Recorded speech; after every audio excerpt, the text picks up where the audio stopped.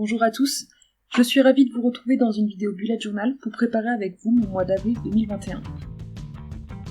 En mars, mon bugeot tournait autour des végétaux avec cette jolie orchidée en couverture.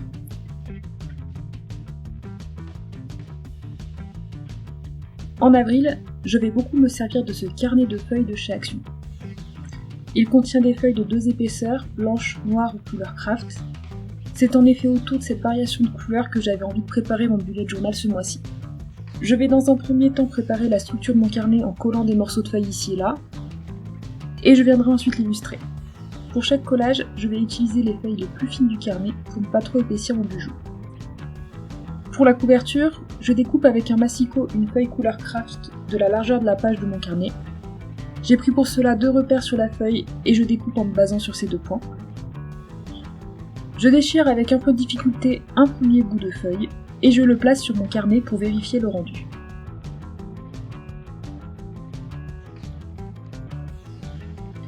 J'essaie de placer le second morceau jusqu'à avoir un résultat qui me plaît.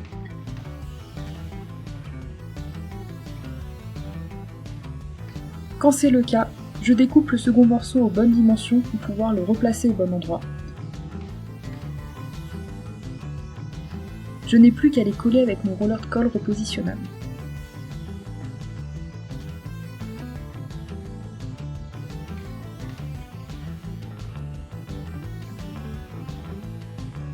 Entre les 2 morceaux de craft, je veux mettre un cercle noir. Je le découpe avec cet outil trouvé chez Action, que je vous ai déjà présenté plusieurs fois, et qu'on pourrait appeler un compacutaire.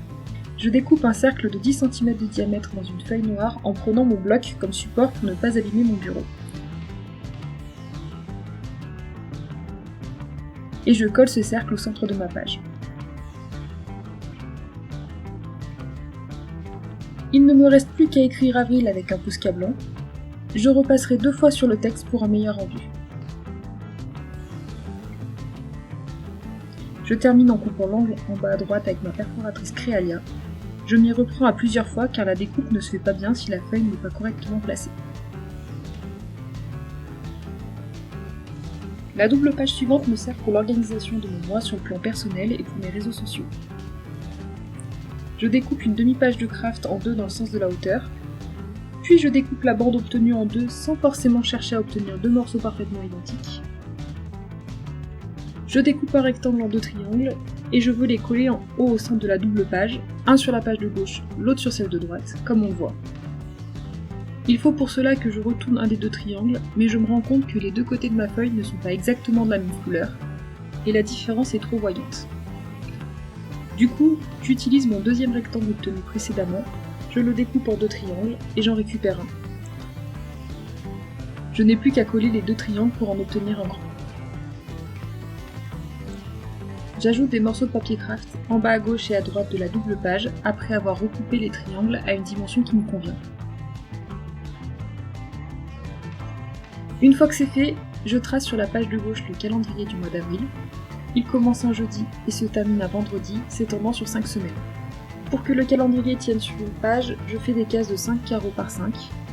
Une portion de ce calendrier se retrouve sur le papier craft, je mets donc des points à côté de celui-ci pour savoir où arrêter mes tracés. Pour chaque jour du lundi au vendredi, j'ajoute un point de couleur noire où je viendrai mettre la date en blanc une fois que ce sera sec.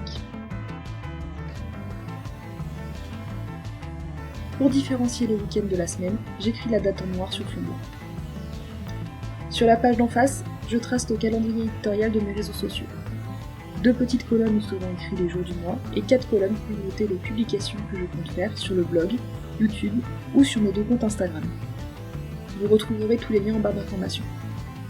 Je trace des traits horizontaux pour séparer les semaines. Je me suis trompée sur l'une d'elles et du coup j'ai décidé d'encadrer le dimanche de chaque semaine par 2 traits pour masquer mon erreur. J'aurais pu les passer avec un stylo blanc, mais ça se serait quand même vu. Pour les titres de ces 2 pages, je découpe 2 bandes dans du papier noir. La première mesure 1,5 cm de large, elle va me servir pour écrire le nom de mon calendrier éditorial. Je découpe les extrémités à l'aide d'une première paire de ciseaux pointés, mais je n'aime pas trop le rendu quand je positionne la bande dans mon carnet. Je prends donc une autre paire de ciseaux et découpe à nouveau la bande de papier, à la bonne longueur pour pouvoir écrire mon titre intégralement. Et je la colle à la bonne place. Je peux alors écrire le nom de ma collection avec un stylo gel blanc Sakura en pointe 10.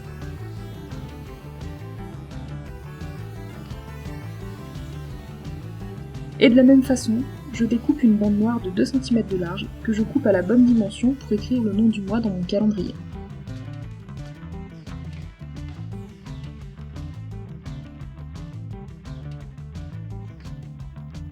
Je termine cette double page en écrivant les dates manquantes dans les pastilles noires, puis en découpant les angles des pages avec ma perforatrice.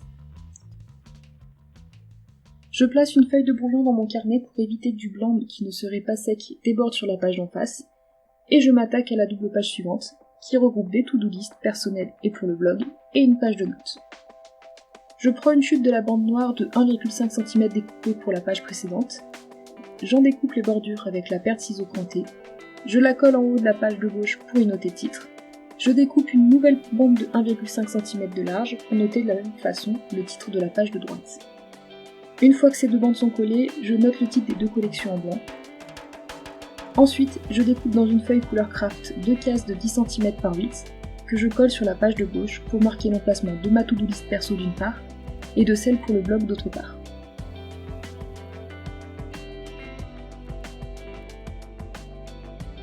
Dans ce qu'il me reste de feuilles de craft, je viens déchirer un coin que je vais coller en bas à droite de ma double page.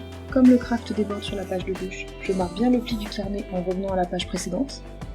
Puis j'arrondis l'angle en bas à droite avec ma perforatrice. Je vais ensuite préparer ma page de suivi de budget. Je découpe des morceaux de feuilles noires et de craft que je vais superposer et coller dans mon carnet. Mon roller de colle était vide, je me suis donc débrouillée avec les colles que j'avais à la maison pour finir cette double page.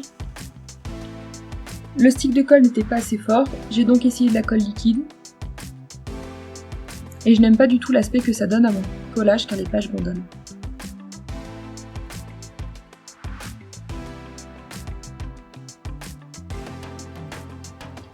Je découpe les angles avec la perforatrice.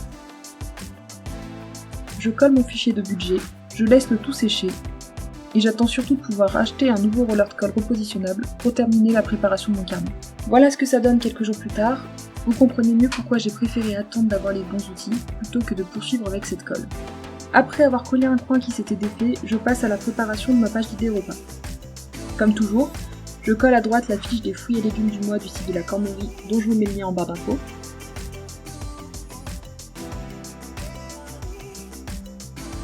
À gauche, je colle une première bande noire de 5 cm de large.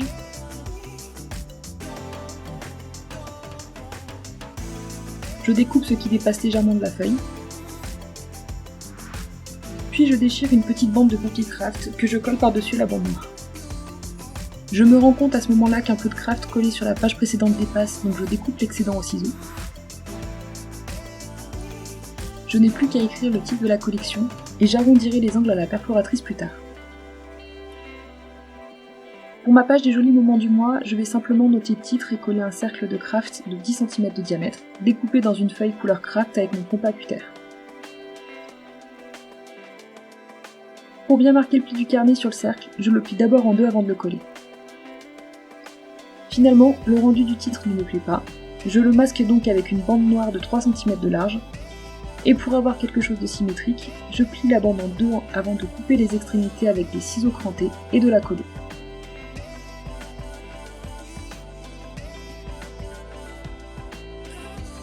Puis j'y note le titre au stylo blanc.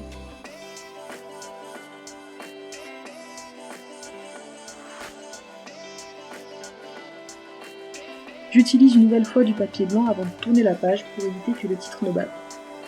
Et je peux m'attaquer à mon premier weekly réparti sur 4 jours. Je découpe 7 cases en papier craft. J'avais noté les dimensions de chacune lors de la préparation du besoin de mon carnet. Il y en a 2 grandes pour le samedi et le dimanche, 2 plus petites pour le jeudi et le vendredi, une pour ma to-do list, une pour le blog et une petite dernière pour les notes.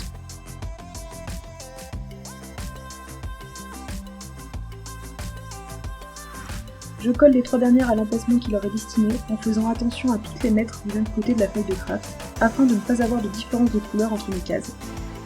J'y note les titres en alternant noir et blanc et en faisant mon nom un cadre dans la case.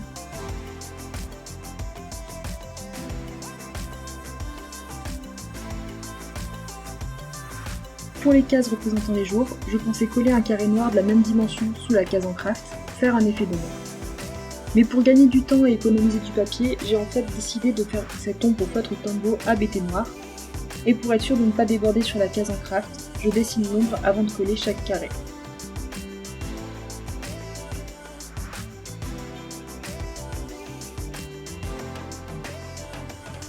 Je n'ai plus qu'à coller un peu de papier craft dans le coin supérieur gauche de la double page, à y ajouter un calendrier du mois, et à noter les titres de chaque case. Je vais maintenant passer à l'illustration de mon mois. J'ai décidé de représenter des cartes koi inspirées par la vidéo des astuces de Margot d'avril 2020, dont je vous mets le lien en barre d'informations. Pour la couverture, j'ai voulu entourer mon titre de 2 cartes koi.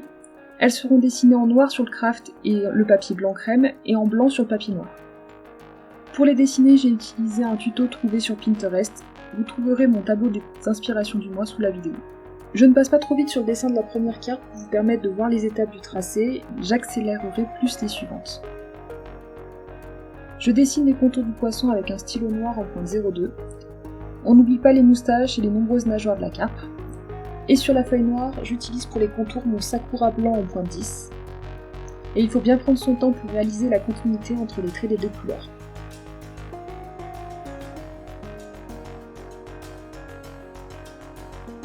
De la même façon, je trace les contours de la seconde carpe, et je passe ensuite à leur détail.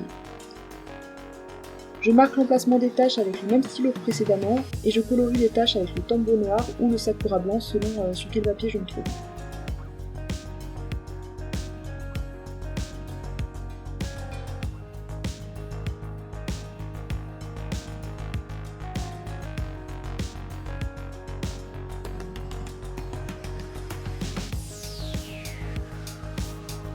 Ensuite, je rajoute des nervures dans les nageoires avec les pointes les plus fines de mon kit de crayon. Pour le noir, je commence à faire des traits en pointe 0.1, je commence à faire des petits traits aux 2 extrémités des nageoires, puis j'en rajoute au centre. Je vous le montre plus lentement sur la dernière nageoire de la carte du haut. Ensuite, avec la pointe en 0.05, je viens rajouter des traits pour donner du relief et de la profondeur à mon dessin. J'accentue les traits aux extrémités de la nageoire.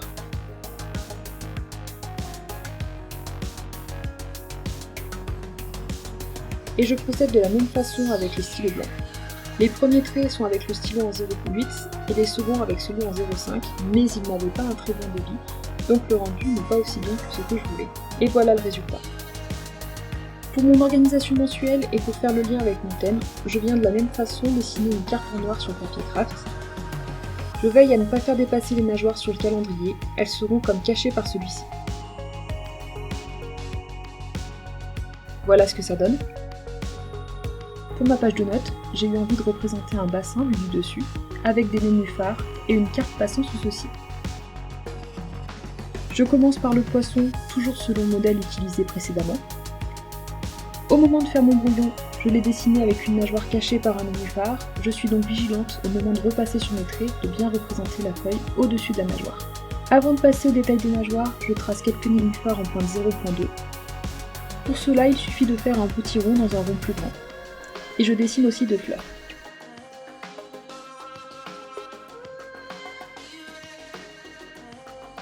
Je passe ensuite au détail de la carpe et aux nervures des nénuphars avec les pointes les plus fines de mes stylos.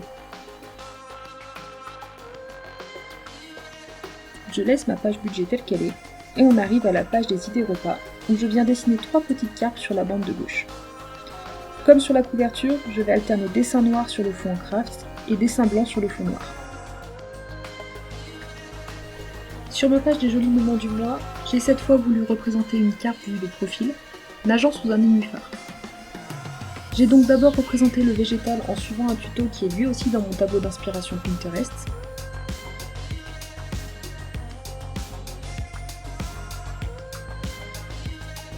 Avec une pointe plus fine, j'ajoute un mouvement à l'eau et des nervures dans la feuille de nénuphar.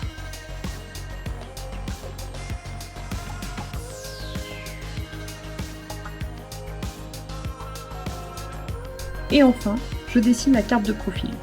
J'ai combiné un tutoriel et une photo pour obtenir ce résultat.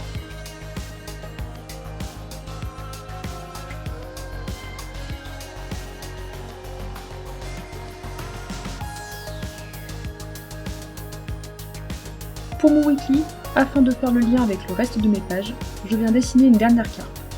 Je passe une nouvelle fois assez vite sur ce dessin car j'utilise toujours le même modèle que précédemment. Et voilà le résultat. Voici ce que donne mon bullet journal pour le mois d'avril. N'hésitez pas à me dire en commentaire ce que vous en pensez.